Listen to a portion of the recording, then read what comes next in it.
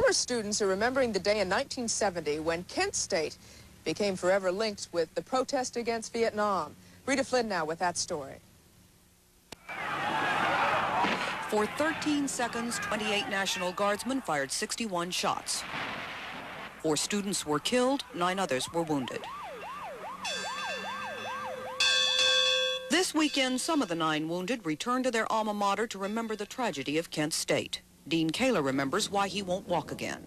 When they started firing, I jumped on the ground and laid there and covered my head and said, "Oh my God, I hope I don't get hit." About that time, I got hit. Kaler received $350,000 plus a statement of regret from the government of Ohio. He spent some of the money for a home in the foothills of Appalachia. He spent some of his time being bitter.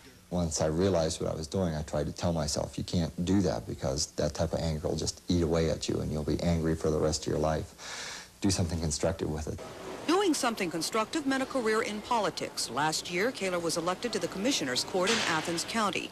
Yet he says not a day goes by that he doesn't recall an uglier time. One of the first few letters I opened up was a hate letter saying, "Dear Communist, I hope you're dead by the time you read this letter."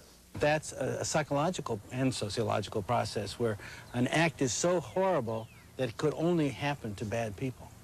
Trying to make sense of something senseless, Dr. Jerry M. Lewis has remained the resident expert on the event he was there to witness. This is the statue or sculpture, and there's a bullet hole in there. The artist has refused to fix that.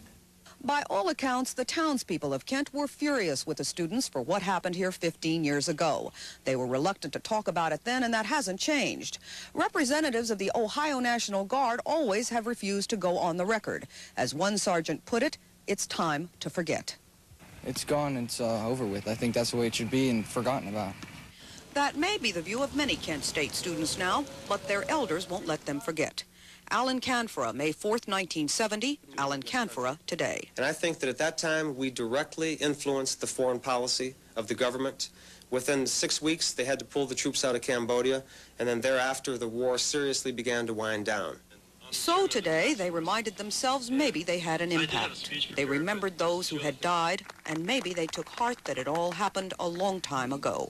It's just part of my life that, you know, like sitting in a wheelchair is part of my life, but it's not going to consume me. I've got other things to do, I've got other things to think about, and I mean, there's a big world out there to explore. Rita Flynn, ABC News, Kent, Ohio.